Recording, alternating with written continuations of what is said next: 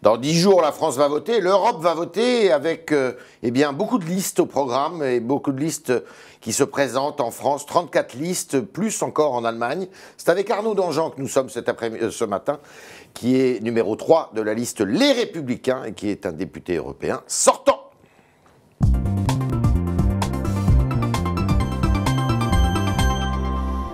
Arnaud Danjean, bonjour. Alors on va venir aux élections européennes, à cette campagne. Vous êtes entre deux trains, Orléans, Genève, enfin, vous sillonnez la France et l'Europe. Ce matin, on rend hommage à 2 soldats qui ont été tués en Afrique pour libérer des otages français. Vous trouvez normal les polémiques, les controverses qui ont entouré eh bien, leur libération et la mort de ces 2 soldats d'élite? Pour tout vous dire, je trouve qu'on en fait un peu trop dans tous les sens sur ce sujet. Et c'est un ancien de la DGSE qui parle. Oui, parce que je pense qu'on a tous le cœur lourd et qu'on a évidemment tous envie de rendre hommage à l'héroïsme de ces deux soldats. C'est pas ça qui est en cause. Mais je pense, comme je l'ai dit dès vendredi, dès l'annonce de leur décès, je pense que la sobriété d'un hommage n'enlève rien à sa puissance et à l'intensité de l'émotion.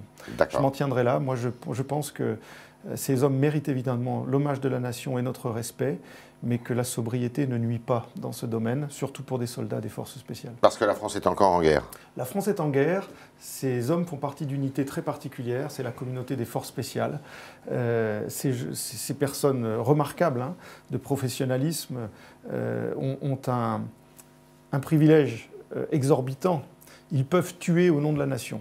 La contrepartie, c'est qu'ils peuvent être tués aussi. Pour défendre la nation. Pour défendre la nation. Ce qui leur est arrivé est tragique. Je pense malgré tout qu'il y a un excès de communication autour de tout ça. Alors de l'un à l'autre, on va venir à l'Europe justement. La France a 4500 hommes au cœur de l'Afrique, au Sahel, pour nous protéger contre la menace djihadiste. La France est bien seule précisément. Est-ce que justement on ne doit pas, dans le cadre de ces élections européennes, réfléchir pour faire en sorte bien qu'il y ait une solidarité un peu plus grande des Européens? Vous avez prononcé, Yves Tréhard, le bon mot.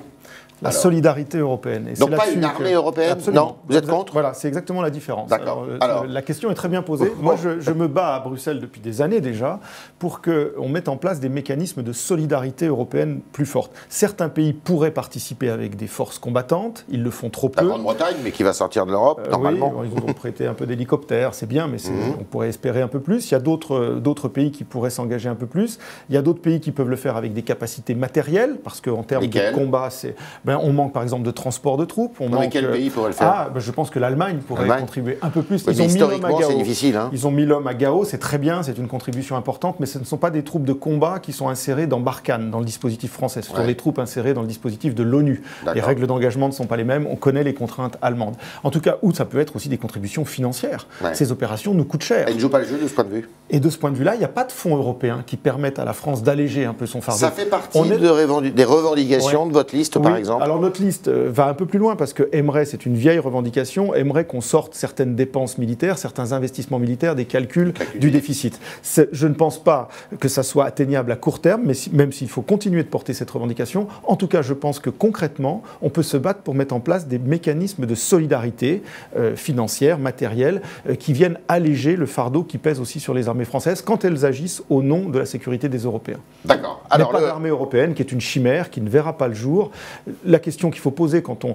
Je comprends que ça soit une expression sympathique et qu'intuitivement, certains de nos compatriotes se disent c'est plutôt une bonne idée, une armée européenne pour défendre l'Europe. Qui la commande? Qui donne l'ordre? Bon, et vous voyez tout de suite la complexité.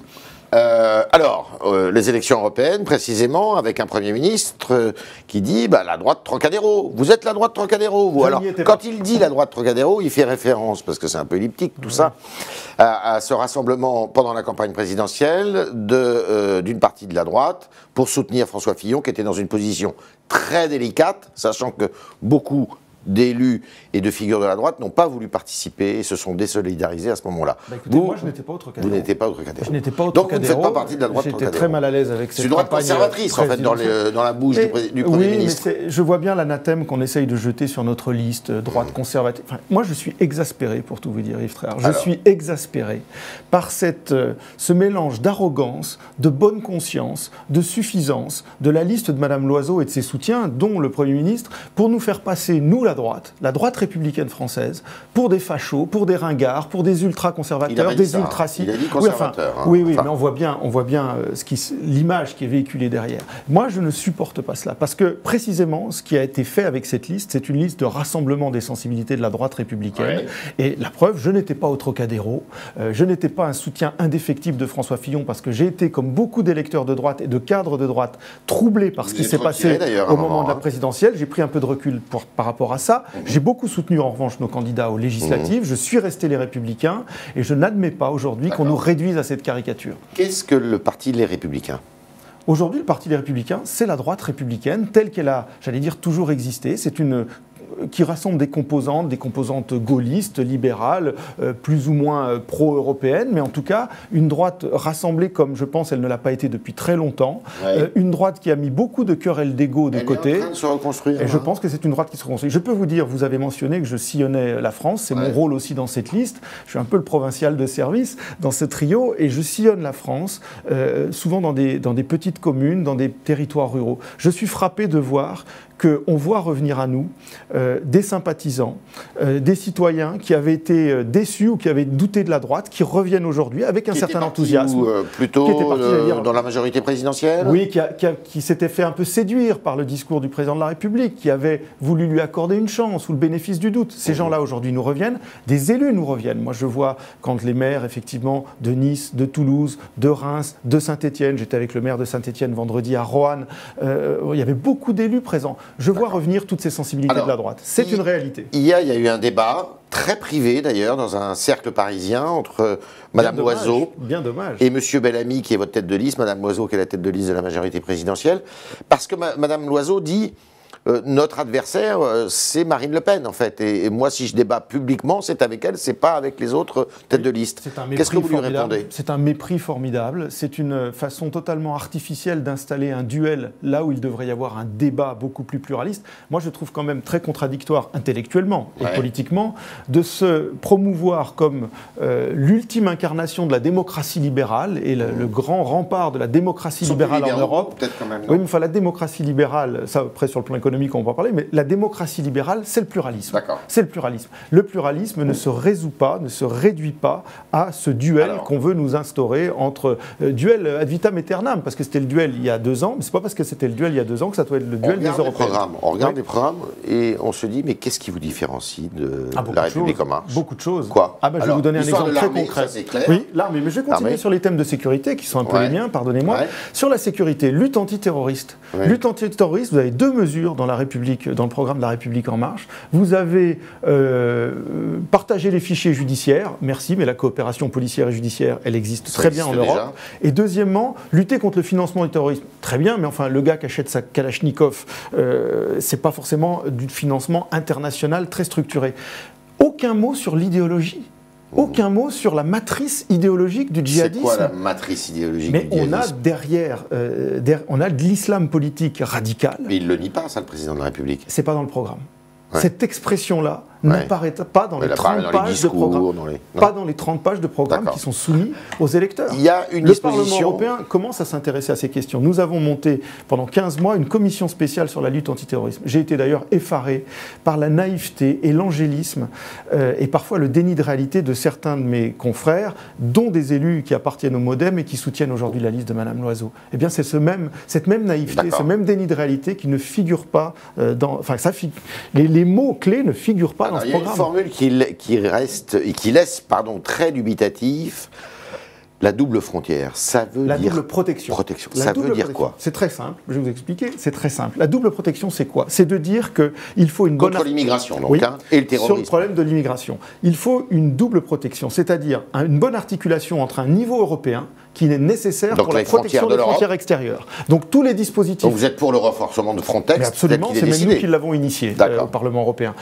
Tout ce qui contribue, tous les dispositifs européens collectifs qui contribuent à renforcer nos frontières extérieures, il faut le voter, il faut l'appuyer. C'est la première protection. Extérieure. La deuxième protection, c'est quoi ? C'est la souveraineté nationale pour le choix ultime de la politique migratoire. Alors, attendez, ça veut dire que vous allez remettre des guérites avec des frontières ce n'est pas qu'une tout question autour de la de France. frontières, c'est une question de choix de qui a le droit de rester sur notre sol ou pas. La souveraineté nationale en matière de politique migratoire, c'est de dire ce n'est pas à Bruxelles ou à n'importe quelle autre capitale européenne de décider qui doit être français ou pas, ou qui a le droit de rester sur notre territoire. C'est qui a décidé d'ailleurs. La répartition des quotas telle qu'elle avait été initialement prévue, c'était Bruxelles.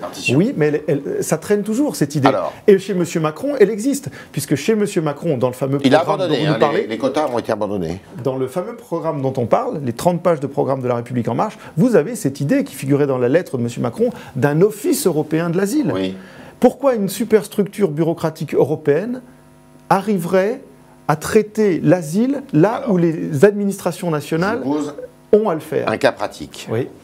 Immigré illégal, qui n'a aucune raison d'être accueilli en France, oui. Vous le renvoyez comment, matériellement, comment vous faites? Alors, matériellement... Parce qu'aucune majorité dans ce pays n'a réussi à raccompagner. Parce qu'il y a des moyens à mettre chez en lui, œuvre. Ben oui. On a un déficit de moyens, d'abord, pour faire exécuter ces décisions. Il y a plus de 80% de décisions défavorables à l'asile en France. Sûr. Et il n'y a que 10% ou 15% de reconduction. Les outils européens peuvent être utiles. Vous savez que Frontex a la capacité aujourd'hui d'aider les États à organiser le retour. Et Frontex le fait. Il y a plusieurs... Vous les renvoyez? Des avions. Des avions. Et les avions, c'est le commandant de bord qui décide? Les avions affrétés par Frontex, sur les avions militaires. Vous pouvez vous passer de l'assentiment d'un commandant de bord d'une ligne d'aviation civile. C'est bien l'intérêt d'avoir des moyens européens aussi. On peut le faire. Les États peuvent demander. Alors c'est généralement des États qui sont dans des difficultés matérielles plus fortes que les nôtres pour opérer ce genre de choses, mais les États peuvent le faire. Frontex ne se substitue pas aux États. Frontex, contrairement à ce que certains disent, Frontex vient en appui aux États qui en font la demande, que ce soit pour le renforcement de leurs frontières ou le rapatriement. Il y a un point Pourquoi très on ne met important. pas des avions militaires à disposition pour renvoyer justement ces ressortissants? Posez cette question à Mme Parly et aux autorités françaises. Non, mais vous pourriez le faire? Je pense qu'il faut étudier ces questions, très sérieusement, parce que le taux de reconduite n'est pas satisfaisant. Mais il y a un autre aspect dans ce taux de reconduite insatisfaisant. C'est que, et nous en parlons dans notre programme, il faut mettre de la conditionnalité à l'aide au développement. Mais tout le monde le dit. C'est-à-dire que... Ah non, tout le monde ne le dit pas. Tout le monde ne le dit pas. Moi, je peux vous dire qu'on l'a proposé, c'est même Rachida Dati qui l'avait proposé dans un texte au Parlement européen, notre collègue. Elle l'avait proposé, ça avait été rejeté par une majorité de parlementaires européens. À Strasbourg. À Strasbourg. Ça, il faut en être conscient. Nous, on le remet parce qu'il n'est pas normal que des pays proches, alliés, amis, partenaires, à qui on donne des centaines de millions d'euros pour se stabiliser, se développer, refusent ce qu'on appelle les clauses de réadmission, c'est-à-dire refusent que les illégaux qui sont chez nous, originaires de chez eux, ne puissent pas repartir chez eux. Il y a un débat qui commence à surgir en Allemagne et qui commence à prendre de l'ampleur, c'est celui du siège du Parlement européen. Oui. Alors on connaît les propos de la patronne de la CDU, mais il y a aussi M. Weber, qui est une des figures de la politique allemande, qui dit pourquoi pas, il faut supprimer Strasbourg et mettre tout le monde à Bruxelles. Alors nous y sommes radicalement opposés, mais il faut regarder la réalité en face. La réalité, le dernier vote budgétaire qu'il y a eu à Strasbourg, sur cette question, nous n'étions plus que 110 députés à soutenir le siège de Strasbourg. Ça veut dire que tous les groupes politiques sont traversés par ce clivage, mais parmi les 110 députés qui veulent garder Strasbourg, une majorité sont du PPE, contrairement au groupe auquel veut s'accrocher Mme Loiseau, qui lui est un des fers de lance du rapatriement à Bruxelles de toutes les compétences. C'est pas le cas de Mme Loiseau. Elle a dit le contraire. Mais qu'est-ce qui ne va pas dans le siège à Strasbourg? Ça coûte cher? C'est compliqué? C'est technocratique? Je vais vous dire, la seule raison aujourd'hui qui fait que Strasbourg est moins populaire parmi nos collègues, c'est la difficulté d'accessibilité. Là où toutes les capitales européennes sont desservies avec Bruxelles par des vols, plusieurs vols par jour, Bruxelles, c'est très mal desservi. Strasbourg, pardon. C'est ça, c'est une problématique essentiellement matérielle. Moi, je pense qu'il faut... Je vais vous dire pourquoi je suis attaché à Strasbourg aussi, non seulement parce que c'est en France, parce qu'il y a un poids historique, il y a un poids culturel très fort, et je pense qu'il est très malsain de toutes regrouper les institutions européennes dans 1 km² à Bruxelles. Parce que là, on va vraiment créer la bulle bruxelloise. Une ville dans un État dans le... Oui, voilà. Deuxième petite question. Viktor Orban et son parti, le Fidesz hongrois, a été...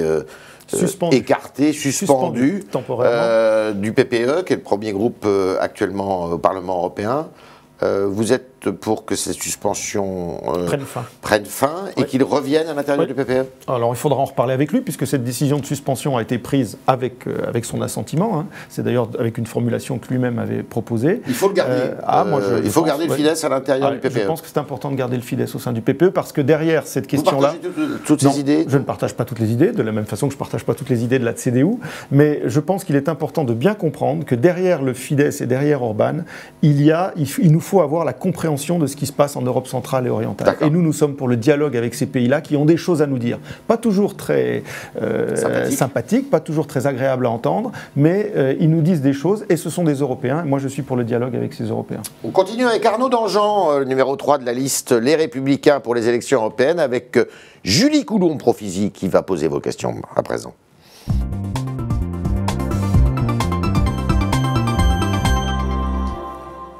Bonjour Julie. Bonjour Yves, bonjour Arnaud. Bonjour. Alors, beaucoup de personnes sur le chat aujourd'hui, et on commence avec une question d'Alexandre.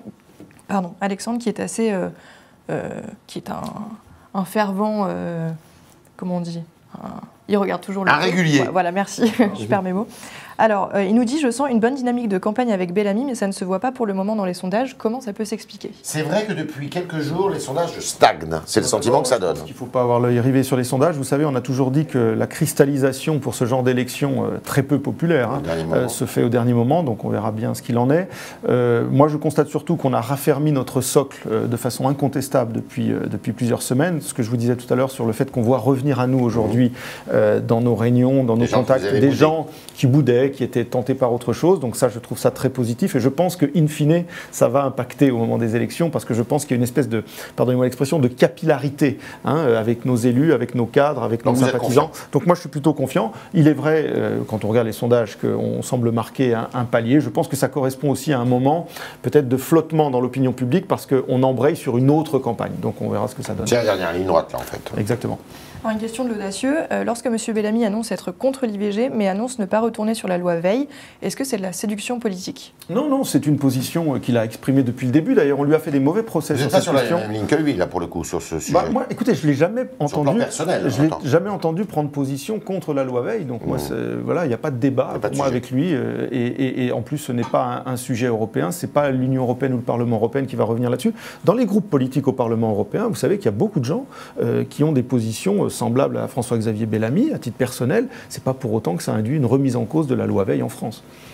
Autre question. Alors une autre question, toujours d'Alexandre. Qu'avez-vous pensé du ralliement de la députée européenne sortante de votre parti, donc Françoise Grossetête, à la liste En Marche? Oh, je me suis exprimé là-dessus. Françoise Grossetête est une des figures du PPE. C'est une bonne collègue du Parlement européen qui a travaillé, qui a été élue pendant 25 ans. Et donc qui rallie la liste de la majorité présidentielle. Oui, moi j'ai deux réflexions là-dessus. Françoise Grossetête est toujours nominalement vice-présidente du groupe parlementaire PPE auquel j'appartiens. Donc je lui ai demandé si en même temps que son soutien à la liste de Mme Loiseau, elle avait envoyé sa démission de la vice-présidence du groupe. Je crois que ça serait la décence et la cohérence qui s'attachent à cette décision, respectable par ailleurs. Les élections font qu'elle va être obligée de démissionner. Oui, mais théoriquement, jusqu'à la mi-juin, c'est-à-dire la date où on va se réunir pour élire le nouveau bureau, on est toujours mort. Écoutez, moi je pense qu'elle peut donner toutes les explications qu'elle veut. Je sais bien que c'est uniquement par dépit personnel, parce qu'elle aurait sans doute bien aimé repartir avec nous. Bon voilà, elle a fait déjà 5 ans. Elle a fait 5 mandats. Moi je vois quand même beaucoup d'opportunisme dans les ralliements à M. Macron. Honnêtement, et sans vouloir être désobligeant à l'égard de cette collègue, je préfère avoir les ralliements d'Estrosi, de Moudingue, de Robinet et de Perdriau, et puis perdre au passage Mme Grossetête, ça clarifie les choses. Très bien. Alors, une question de l'audacieux, encore une fois. Pourquoi avoir refusé la main tendue de Marion Maréchal Le Pen à Bellamy? Serait-ce à cause de l'image que tout le monde attribue au Rassemblement national? Mais d'abord, à ma connaissance, il n'y a pas eu ce genre de tractation. Voilà, donc c'est sans doute un des mythes qui circulent. Deuxièmement, nous sommes, comme je l'ai rappelé tout à l'heure à Yves Tréhard, nous sommes la droite républicaine. Ouais. Nous avons une stratégie politique très claire qui est d'exister par nous-mêmes. Nous n'avons pas d'alliance avec le Rassemblement national ou les forces qui gravitent autour de lui. Et nous continuons sur cette voie. Autre sujet. Alors dimanche, des activistes écologistes ont déversé du faux sang sur les marches du Trocadéro à Paris. pour alerter contre le déclin de la biodiversité. Donc Propolis parle de fanatisme vert et d'archanges de radicaux intolérants. Qu'est-ce que vous en pensez? Oui, moi je pense qu'il y a des vraies dérives écologistes. Je pense, mais vous savez, c'est intéressant. On n'entend pas beaucoup d'écologie dans la bouche des Républicains. Hein. Si on parle de cette fameuse barrière écologique qu'il faut instaurer. Si vous voulez, il y a un problème par rapport à la façon d'ailleurs dont on voit le programme En Marche aujourd'hui, qui est lui très écologiste. Moi, mon inquiétude, c'est qu'à force de vouloir faire de l'Europe la fameuse puissance verte, comme ils disent eux-mêmes, on veut toujours être les plus vertueux dans le monde, nous, les Européens. Mais cette puissance verte européenne, qui est très incantatoire d'ailleurs, elle ne verra pas le jour toute seule si les autres puissances autour de nous s'y mettent pas, si ce n'est pas un phénomène à l'échelle mondiale. Donc autant l'accord pour le climat de Paris, c'est très bien et il faut le soutenir et décliner ce qui peut l'être à l'échelle européenne, mais faire ce zèle européen, ça va nous emmener dans le mur. On va s'appliquer des choses qu'aucun autre ne va appliquer dans le monde. C'est exactement comme au niveau commercial, nous sommes devenus les naïfs de la mondialisation, à force de vouloir être plus vertueux que tout le monde. Donc il faut faire attention. La deuxième chose que je voulais dire là-dessus, parce que c'est vrai, tout le monde parle des lobbies à Bruxelles, ça serait tous... oui, c'est une réalité, ça serait tout, comme dans tous les lieux de pouvoir, ça serait tous les méchants industriels qui viennent nous convaincre de façon plus ou moins honnête de... Mais écoutez, moi, les plus gros lobbies que j'ai subis à Bruxelles depuis 10 ans, c'est des lobbies environnementalistes. Ceux qui se déferlent sur les réseaux sociaux, sur ma boîte mail, par les courriers, c'est des réseaux véganes, anti-viande. Quand on a voté le transport vivant des animaux, alors là, on devenait des génocidaires. C'est ça aussi la réalité. Moi, je suis beaucoup au contact du monde agricole et du monde rural pendant cette campagne. Ils n'en peuvent plus. Et aujourd'hui, ce qui est spectaculaire, c'est que le monde agricole, plutôt que de nous dire ce qui nous pose problème, c'est tel ou tel dispositif technique de la politique agricole commune, ils nous disent notre principal problème aujourd'hui, ce qui nous démoralise, ce qui tue notre profession, c'est le dénigrement. Le dénigrement excessif qui est relayé partout avec tant de complaisance. C'est une réalité, il faut la prendre en compte. D'accord. Dernière question. Alors une question de best-of. On ne voit pas beaucoup Nadine Morano alors qu'elle est 4e de la liste Les Républicains. Comment cela se fait-il? Est-ce que c'est volontaire? Non, pas du tout. Nadine Morano fait campagne. On était à Pont-à-Mousson le 9 mai dernier, le jour de l'Europe. On a fait un super meeting animé par Nadine à Pont-à-Mousson. Tous les colistiers se déploient sur leur territoire, se déploient dans la France entière. Il y a 79 colistiers qui font le boulot. Nadine le fait aussi, et c'est très bien comme ça. Vous comprenez que le fils de Madame Veil, Simone Veil, qui est une des figures tutélaires de l'Europe, eh bien, soit sur la liste de La République En Marche. C'est son fils, c'est son droit, mais c'est surtout Monsieur Veil, en tant que tel, et en tant que personne, et en tant que citoyen qui s'engage. C'est fort respectable de sa part. Ça n'engage en rien le choix qu'aurait pu faire sa mère, décédée aujourd'hui. Très bien. On était avec Arnaud Danjean. Merci d'avoir répondu à toutes nos questions, y compris aux vôtres et à celles posées par Julie Coulomb-Profisi. Merci Julie, et à demain, si vous le voulez bien.